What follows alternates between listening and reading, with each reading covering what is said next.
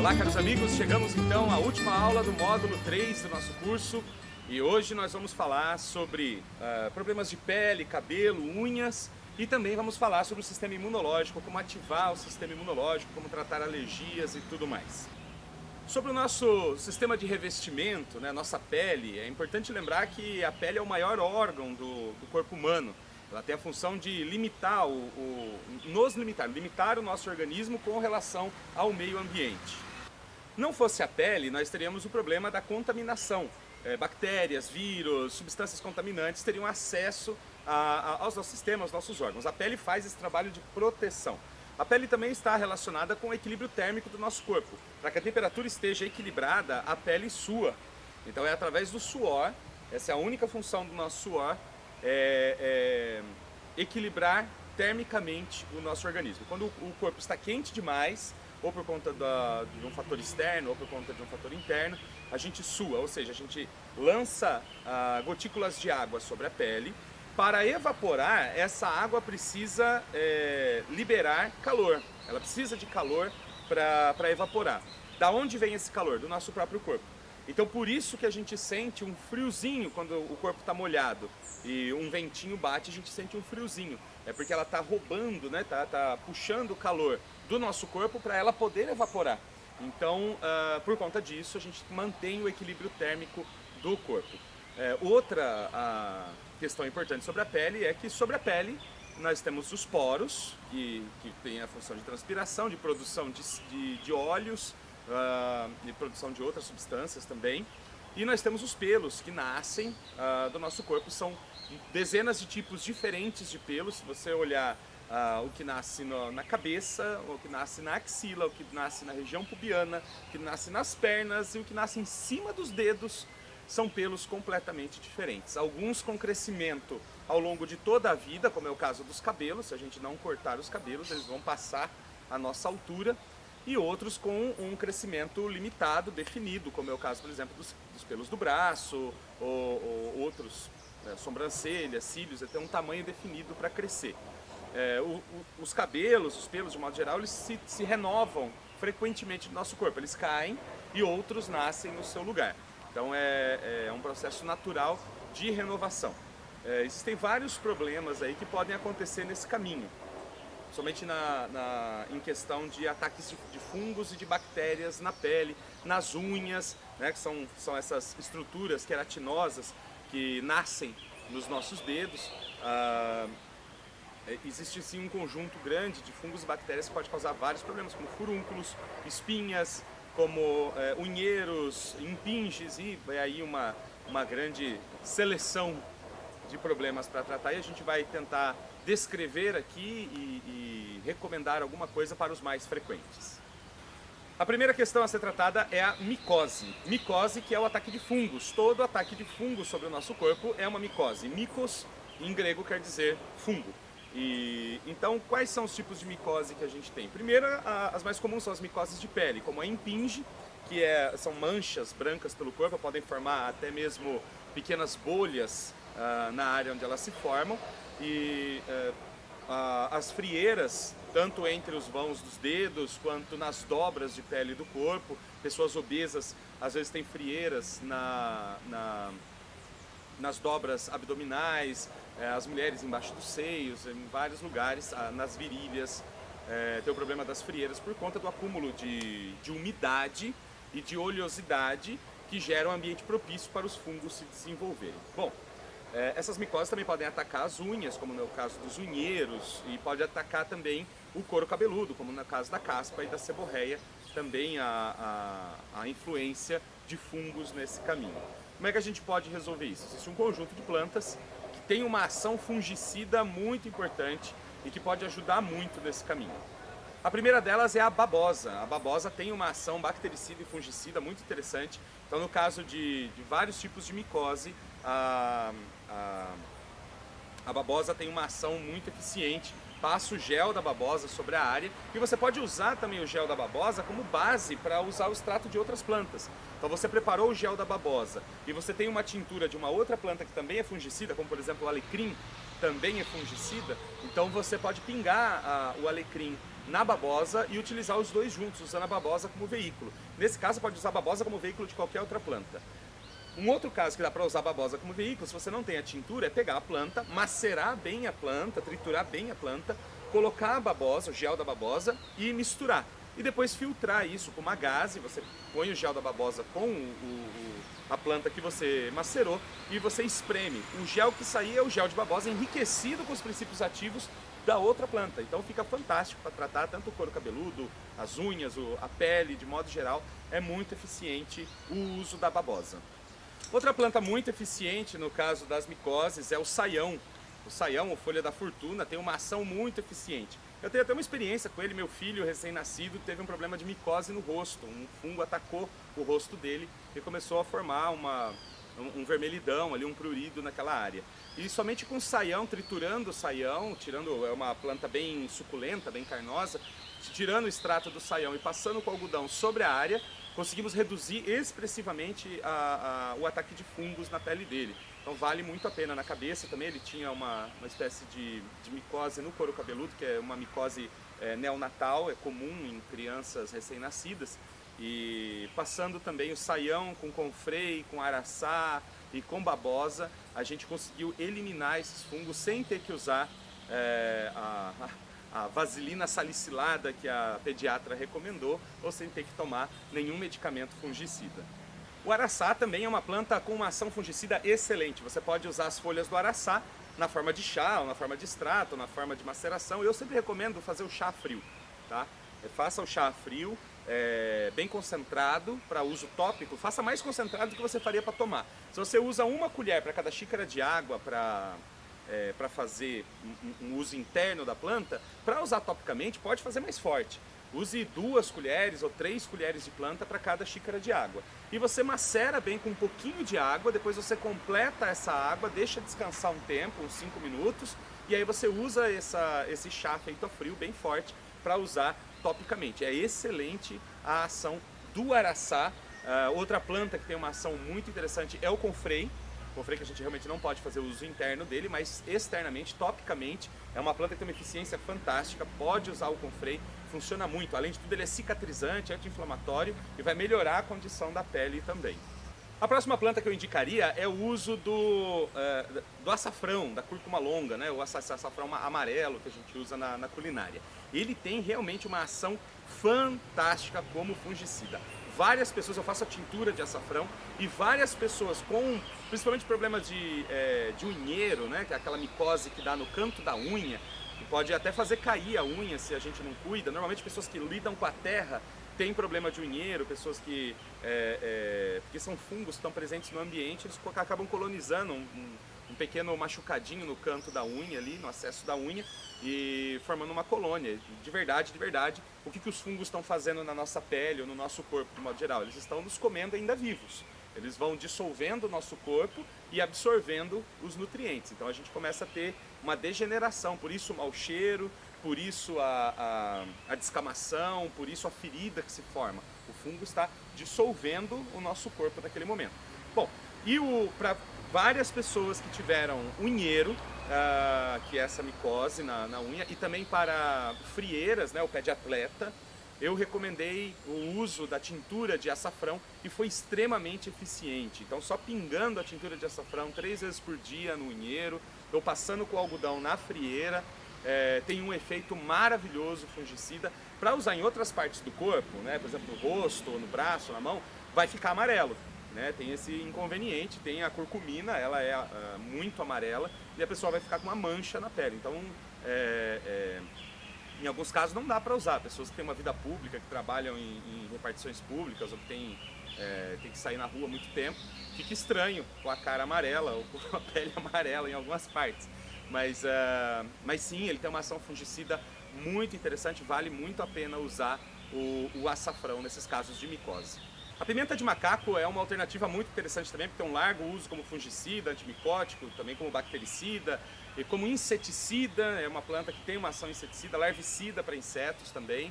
Se você tiver um acúmulo de água na sua casa, pratinhos de água, quiser matar larvas de mosquito, por exemplo, somente esses pernilongos da dengue e tudo mais, para evitar a proliferação, faça um chá de pimenta de macaco, coloque nesses lugares, você vai perceber que maravilha que é, mata todas as larvas no prazo de 24, 48 horas, estão todas as larvas mortas, então funciona muito.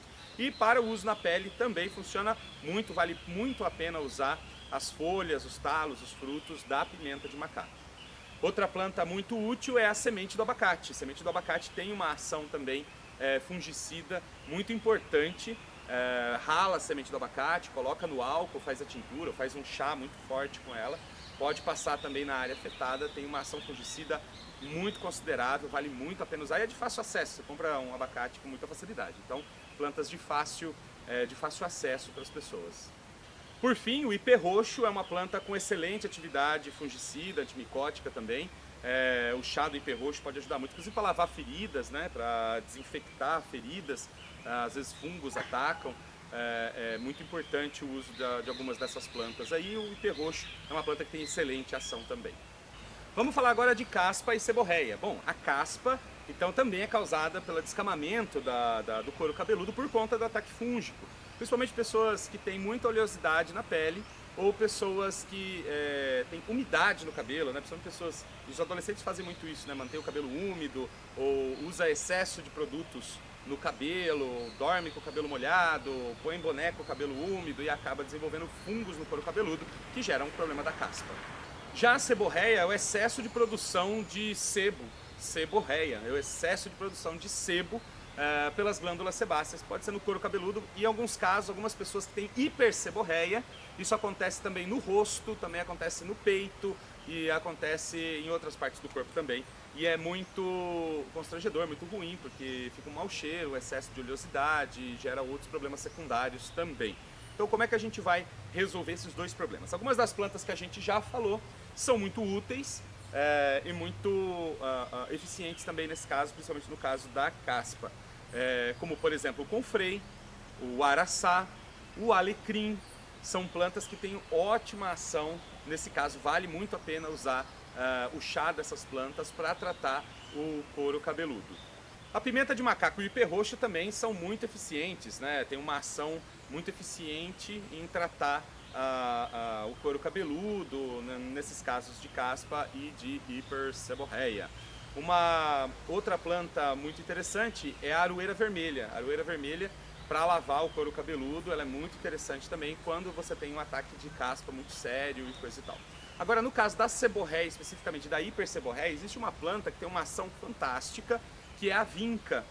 A vinca é uma plantinha rosa ou branca que nasce em jardins, às vezes nasce espontaneamente nos lugares, e ela tem uma ação já relatada cientificamente no controle da seborreia e da hiperseborreia. Como é uma planta muito fácil de encontrar, em qualquer cidade tem, em qualquer jardim é fácil de encontrar, vale muito a pena usar a vinca nesse caso. Ou você pode usar a babosa.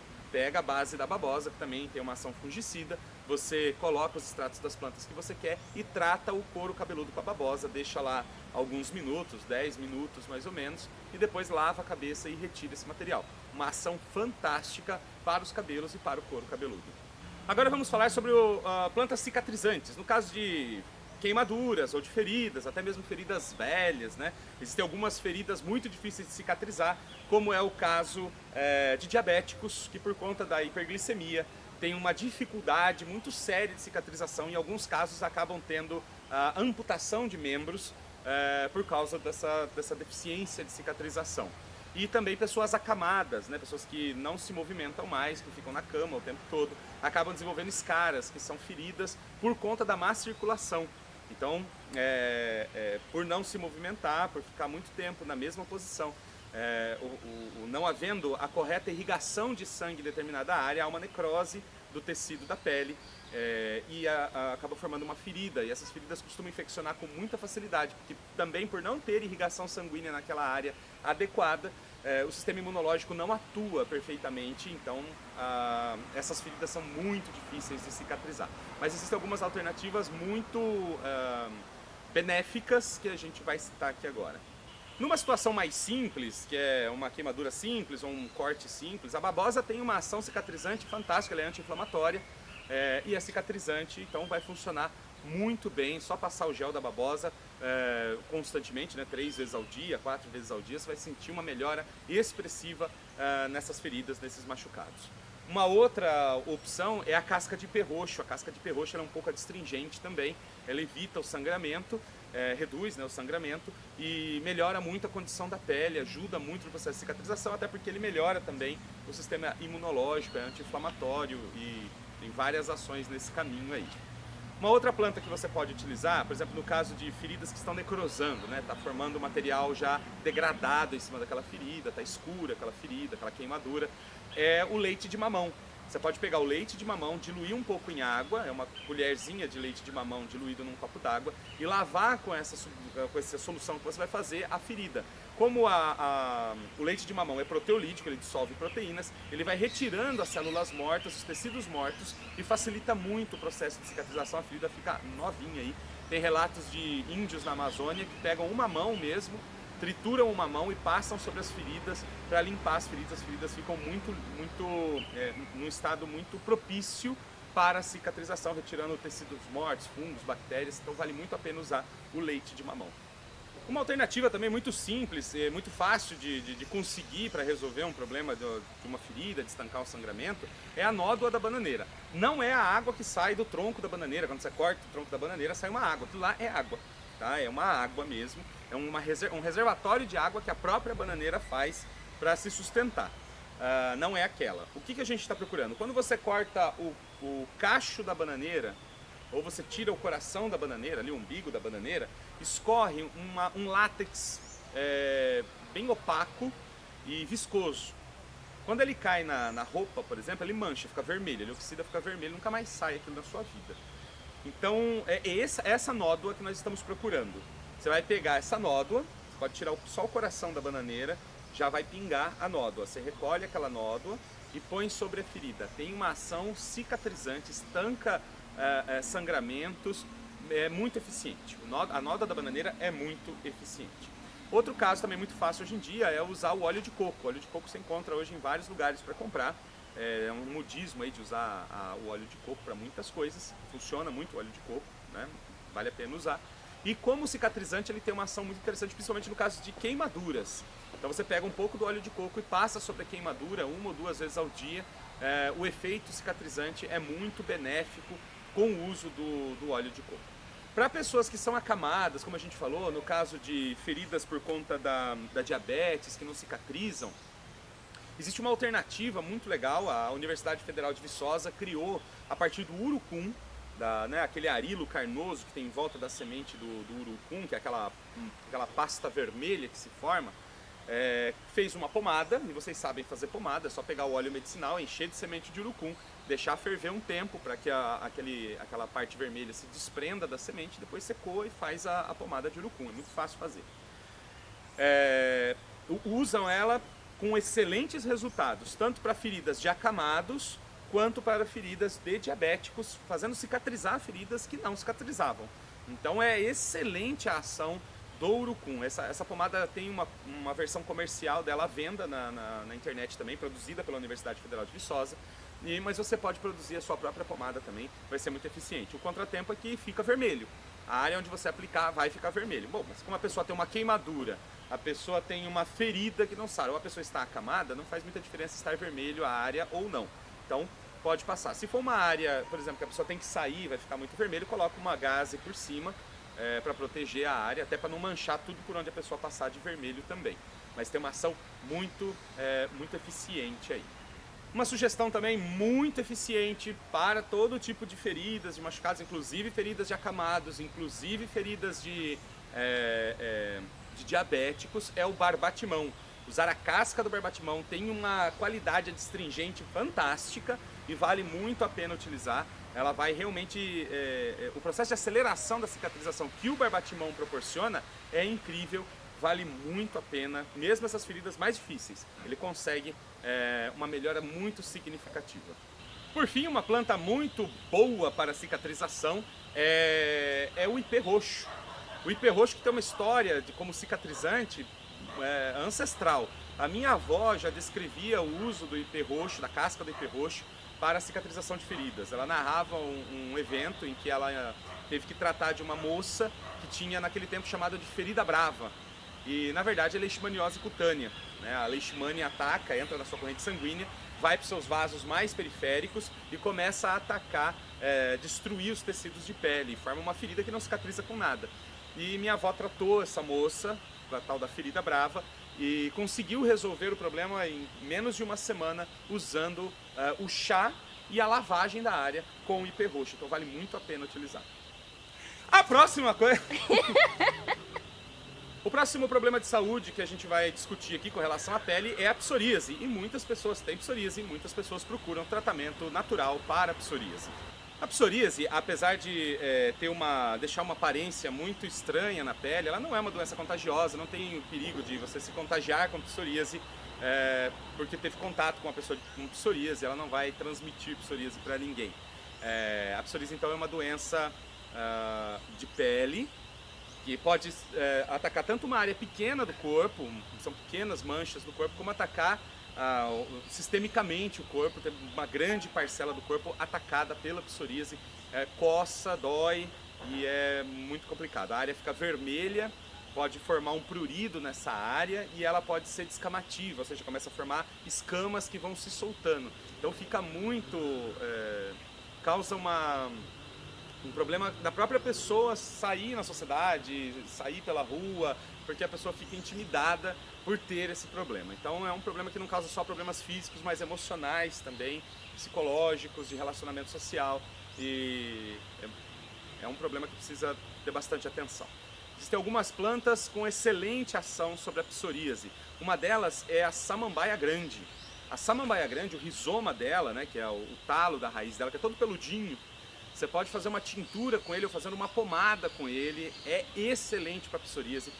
Existem pesquisas científicas, existem exames feitos que demonstram a efetividade do uso da samambaia grande no controle da psoríase, e é excelente o uso dela. O abacaxi também é uma planta que tem uma ação muito interessante sobre a psoríase. Você vai fazer emplastros com abacaxi sobre a área afetada, sejam manchas pequenas ou sistemicamente.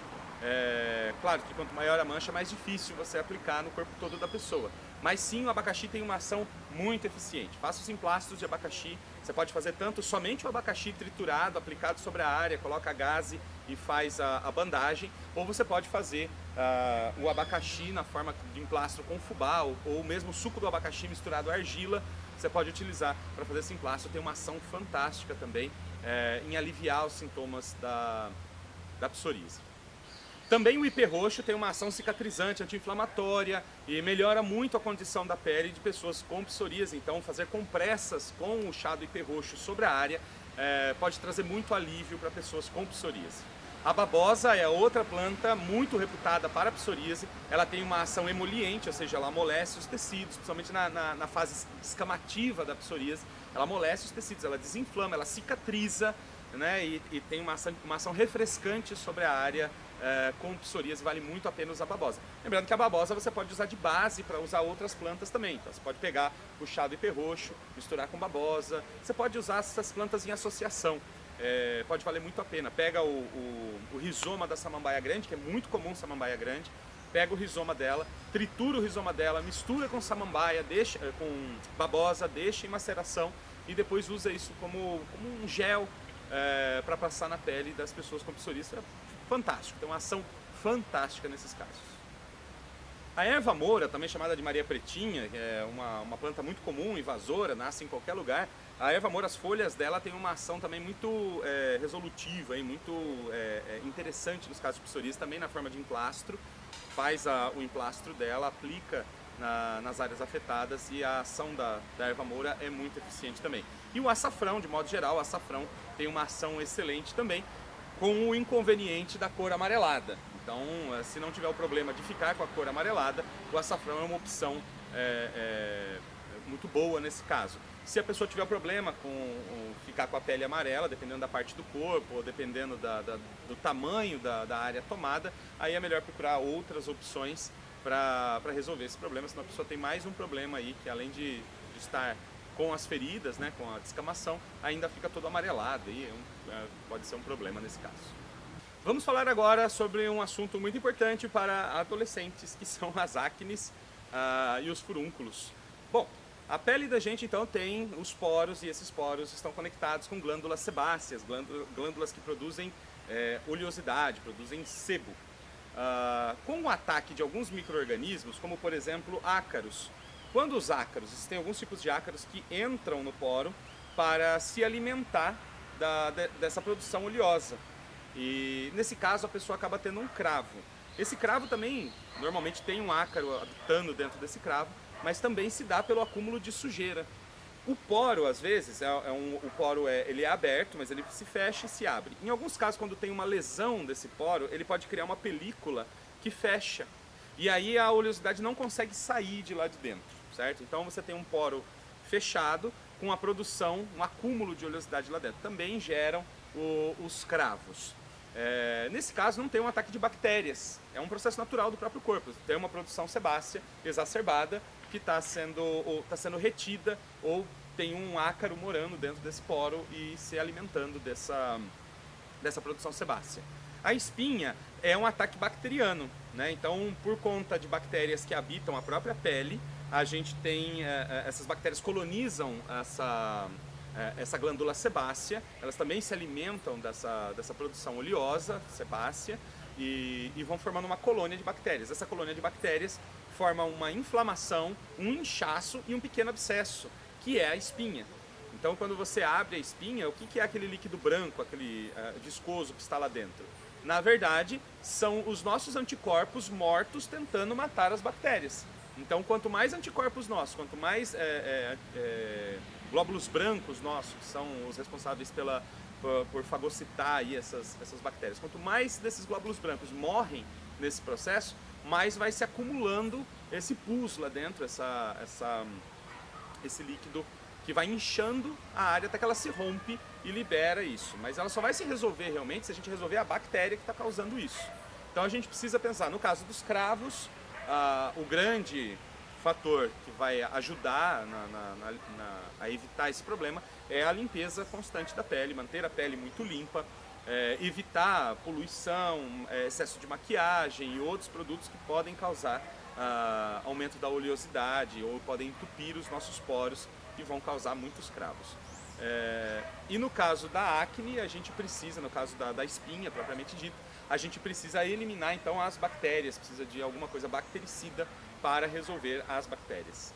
A primeira planta é a calêndula. A calêndula tem uma excelente ação sobre a pele, para melhorar espinhas, cravos, melhorar a condição geral da pele. A calêndula é excelente. Você pode fazer um chá de calêndula e usar o chá de calêndula para limpar o rosto, pode ser muito eficiente também. No caso de espinhas, por exemplo, o abacaxi pode ser muito eficiente, ele tanto vai limpar a pele, ele tem uma ação levemente proteolítica também, então ele pode retirar camadas mortas de pele, abrir os poros para a limpeza desses poros. E tem uma ação anti-inflamatória também, a bromelina tem uma ação anti-inflamatória que vai ajudar, no caso das espinhas, por exemplo, você pode fazer colocar o abacaxi sobre essa área, e na forma de um pequeno emplastro, ou na própria fruta mesmo, vai ajudar a desinflamar essas áreas também. A trançagem também é uma planta que tem uma larga história de uso sobre a pele, tem um efeito muito benigno também como cicatrizante, anti-inflamatório para a pele. E no caso das espinhas, das acnes, ela pode ser usada também para limpar a pele, com a sua ação levemente anti-inflamatória, cicatrizante, ela vai conseguir melhorar a condição da pele também. O suco de limão pode ser utilizado também para a limpeza da pele, para combater as acnes. Obviamente que você não pode sair no sol com a cara suja de limão, né? Então, o que normalmente se faz? Se mistura o suco de um limão com 1 ou 2 colheres de mel, faz uma pequena pasta e passa-se no rosto à noite, antes de dormir. Então você toma o seu banho, ou antes do seu banho, você limpa o rosto, passa essa máscara de limão com mel e deixa uns 10, 15 minutos. Depois disso você lava o rosto, tira todo o resíduo de limão e vai dormir. Durante o dia não se faz porque as furucumarinas presentes no limão são fotossensibilizantes, podem manchar a pele, podem causar queimaduras na pele. Então durante o dia não se faz, só se faz à noite. Depois que você fez, você vai lavar o rosto com um sabonete neutro para ter certeza que não ficou nenhum resíduo de limão na sua pele. A babosa também é uma planta que a gente já falou dos benefícios dela para a pele. Ela é emoliente, ela é fungicida, ela é bactericida. Também vai ajudar muito a desinflamar as espinhas, a limpar a pele, a amolecer os cravos. Tem várias ações benignas aí. E a folha de goiabeira é uma planta também muito reputada por sua ação sobre o rosto. Então, sobre acne, sobre espinhas, tem até relatos na internet, você pode fazer uma pesquisa sobre a folha de goiabeira. Na internet tem vários relatos de pessoas que curaram definitivamente acne e espinhas somente passando chá de goiabeira no rosto. Pode ser uma opção muito interessante, ela tem um componente adstringente, bactericida também, e pode ajudar muito. Por fim, o barbatimão, que é uma planta cicatrizante, bactericida, e para secar as espinhas, o barbatimão pode ser muito eficiente, muito interessante o uso do barbatimão.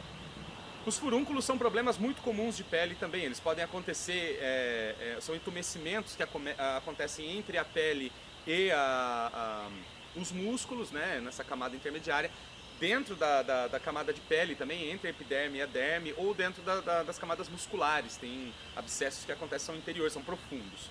Bom, o que a gente pode fazer para maturar esses furúnculos e para secar esses furúnculos? Jurubeba e baleeira são duas plantas que podem ser usadas com muita eficiência para a maturação desses furúnculos, para resolver esses furúnculos, tanto na forma de pomada como na forma de emplastro, também tem ótima ação, também como compressa tem ótima ação. Internamente, uma planta que tem um efeito muito interessante é o açafrão. Pessoas até que têm hidroadenite, que é a inflamação das glândulas sudoríparas, ou mesmo no caso de furúnculos, de abscessos, o uso interno do açafrão, fazer a tintura de açafrão, o chá de açafrão, é muito eficiente. Se quiser fazer a pomada ou emplastro, também pode, com o inconveniente de manchar a pele de amarelo durante a aplicação. Mas tem uma ação muito eficiente. Então, se a pessoa tiver um furúnculo ou tiver um abscesso para tratar, pode fazer os emplastros, pode fazer a pomada, mas sempre recomendar que a pessoa utilize o extrato de açafrão internamente. Caso você tenha dificuldade de encontrar as folhas de jurubeba na região onde você está para fazer essa aplicação, uma opção muito interessante para substituir é a erva moura, Maria Pretinha, também tem uma ação muito interessante sobre furúnculos, sobre abscessos, para maturar, para resolver esse problema.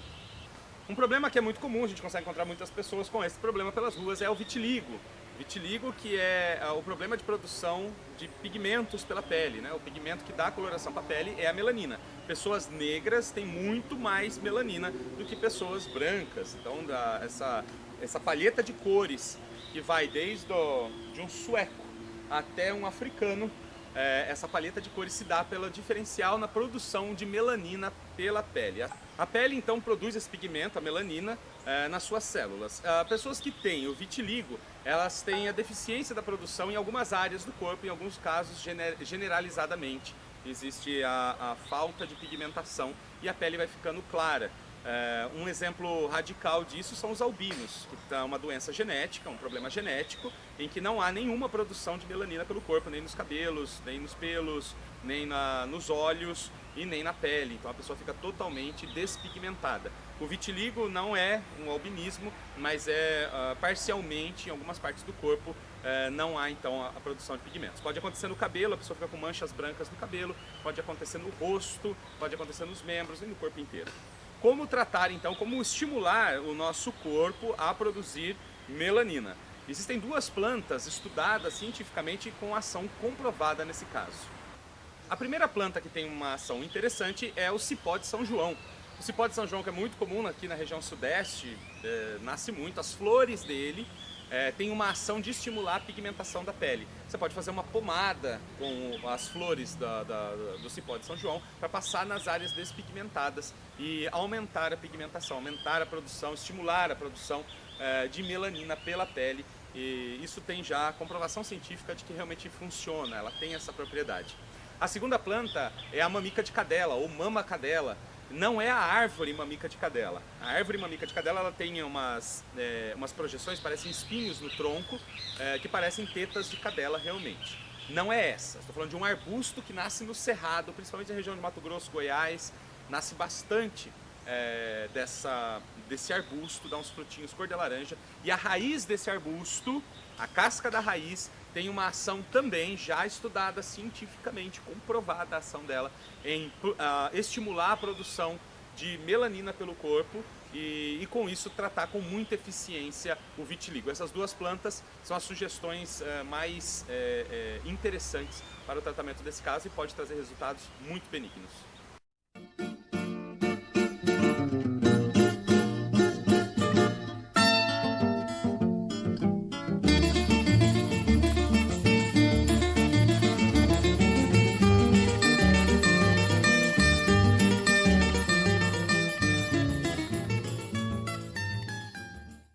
O próximo problema que a gente vai tratar é um problema que muita gente sofre por aí, que é a erisipela. E a erisipela é uma doença de pele causada por bactérias do gênero Streptococcus, por exemplo, o Streptococcus aureus, que habita a nossa pele, que também é um causador de muitos furúnculos. Mas o Streptococcus, ele acaba atingindo camadas mais profundas da pele, causando esse problema que gera inchaço da área, vermelhidão, dor, aquecimento da área, né? Você sente calor naquela área e em alguns casos pode gerar até mesmo bolhas nessa área, a pele começa a formar bolhas também. Nós podemos atacar a erisipela então de duas formas. A primeira é topicamente, passando alguma coisa sobre a área, na forma de compressas, de emplastros, de pomadas, para tentar melhorar a condição local do problema. A pele absorve muitos princípios ativos e vai, com certeza, os princípios ativos chegarão até a área afetada. A segunda questão é tratar o sistema circulatório, melhorar a circulação naquela área. A gente precisa que o sistema circulatório esteja funcionando perfeitamente para que o sistema imunológico possa atacar ali, né? Os nossos leucócitos possam chegar até essa área e atacar as bactérias que estão causando esse problema. Então, logicamente, depois a gente vai ver a questão do sistema imunológico e subir o sistema imunológico vai ser muito eficiente também para tratar esse problema. Mas, por enquanto, vamos ver o tratamento tópico da área afetada e o incentivo, então, do sistema circulatório. Para o tratamento tópico, então, da erisipela, a gente pode usar duas plantas que são irmãs, mas que têm uma ação muito interessante, que é a pimenta de macaco e também, com uma ação muito interessante, a pariparoba. Essas duas plantas você pode usar a raiz delas ou pode usar a folha delas também. Tem uma ação muito interessante, pode fazer o emplastro, pode fazer a pomada, pode fazer compressa sobre a área. Mesmo se for, por exemplo, nas pernas, que é muito comum ter nas pernas, por conta que as pessoas normalmente, pelos hábitos de vida, têm dificuldade de circulação nas pernas, então acaba se desenvolvendo erisipela ali, mas pode dar em outras partes do corpo. Você pode fazer os escaldapés também, né? Fazer os banhos nessas áreas, pode funcionar muito bem também. A erva de bicho é uma planta também muito utilizada nesse caso, você pode usar das mesmas maneiras. A erva de bicho, principalmente associada com a erva baleeira. Se você usar a erva de bicho e a erva baleeira, vai desinflamar essa área, vai melhorar a condição dessa área também. Lembrando, você pode usar várias plantas em associação para tratar o mesmo problema. Outra planta que demonstra uma ação muito interessante é a bênção de Deus, também chamada de língua de vaca, de ora pro nobis, de beldroega da folha grande. Uma planta alimentícia, comestível, mas as folhas dela trituradas podem fazer um emplastro muito interessante, com excelente ação sobre a erisipela também. Agora, para tratar a frente circulatória, né, a recomendação básica é utilizar chapéu de couro e 7 sangrias. O chapéu de couro tem uma ação ativadora do sistema circulatório e também tem uma ação anti-inflamatória muito interessante. E as 7 sangrias, que além de regular a pressão arterial, também ativa muito a circulação.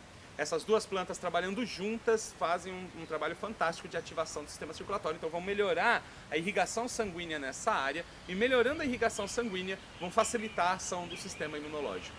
O próximo problema é a queda de cabelo ou alopecia, que é a morte do bulbo capilar. Com isso o fio cai e não nasce novamente, gera problemas de calvície.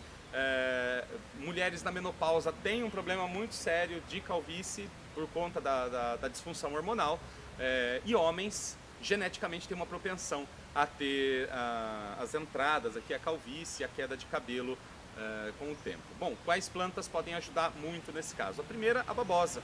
A babosa é uma estimulante do couro cabeludo e pode ajudar muito no caso da queda de cabelo. Vale a pena usar a babosa.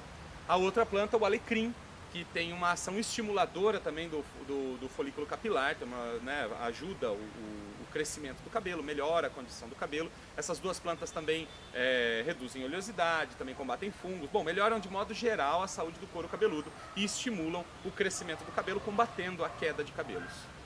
Outra planta com excelente ação no crescimento de cabelos é a mamona. Mas a mamona, você vai usar o óleo de rícino. O óleo de rícino você consegue comprá-lo nas farmácias, é fácil comprar óleo de rícino. E você vai passar no cabelo. Né? A pessoa deve passar, massagear o couro cabeludo com óleo de rícino. A recomendação é que faça isso à noite, depois coloca uma touca e vai dormir. Ou coloca uma toalha sobre o travesseiro para proteger o travesseiro, porque senão vai manchar o travesseiro. E vai dormir. No dia seguinte, acorda, toma um banho e retira o óleo de rícino.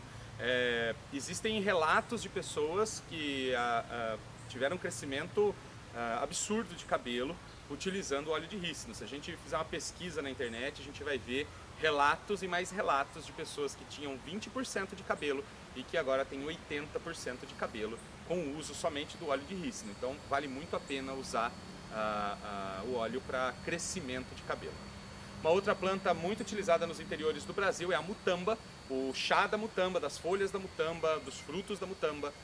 Tem uma ação também popular, muito reconhecida no desenvolvimento do bulbo capilar, favorecendo o crescimento de cabelos. A guanchuma, que é uma plantinha muito utilizada pela medicina ayurvédica para vários problemas, no Brasil é muito conhecida por sua ação estimulante do crescimento de cabelos. Se você pegar a guanchuma e triturar as folhas dela na sua mão, você vai ver que vai escorrer uma mucilagem das folhas dela. Essa mucilagem, ela tem uma ação, então, estimuladora do couro cabeludo. Você pode triturar a guanchuma ou pode fazer o chá da guanchuma e passar no couro cabeludo também. Aí você associa ao alecrim, associa a babosa, associa as plantas que foram descritas aqui como benignas para o crescimento do cabelo, benéficas para o crescimento do cabelo. Você com certeza vai ter ótimos resultados. Por fim, o último tema são as verrugas, né? Então formam-se verrugas no corpo, normalmente está ligado com o desenvolvimento do HPV.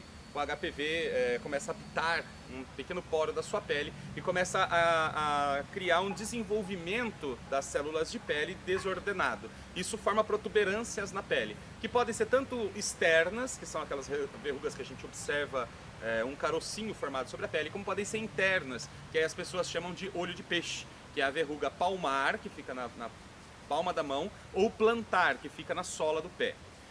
Nesse caso da verruga interna, ela é muito mais dolorida, porque ela se enraiza por dentro. A externa ela é um pouco menos dolorida. Nos dois casos, existem algumas plantas muito eficientes para tratar.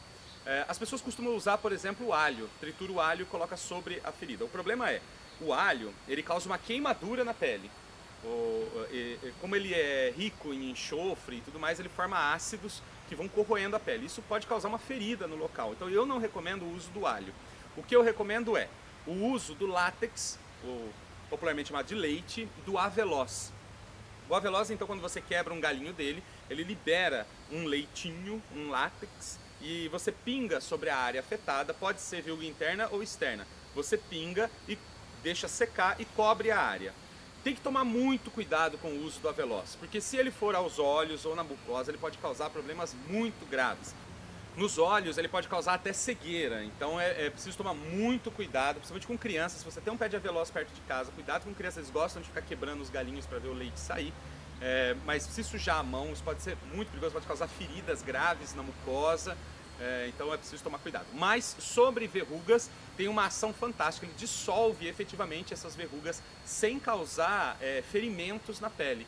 Quanto tempo você faz isso? Você pinga 2 vezes ao dia, durante uns 5 dias mais ou menos, depende do tamanho dessa verruga. As verrugas podem ser isoladas ou podem formar aglomerados de verrugas, então depende muito da gravidade e da extensão do problema. Mas pingando 2 vezes ao dia, durante 5 dias mais ou menos, você consegue resolver definitivamente. Outra planta que tem uma ação muito interessante é o mamão. Também você vai usar o látex do mamão verde, vai riscar o mamão verde, vai escorrer o látex dele. Esse látex é proteolítico, você recolhe esse látex e também usa sobre as feridas. Não é tão forte quanto o aveloz, mas na falta do aveloz, o leite de mamão verde pode ser uma opção também muito interessante, sempre tomando cuidado, porque ele é proteolítico, pode causar ferimentos, irritações da mucosa, irritações dos olhos e coisa e tal.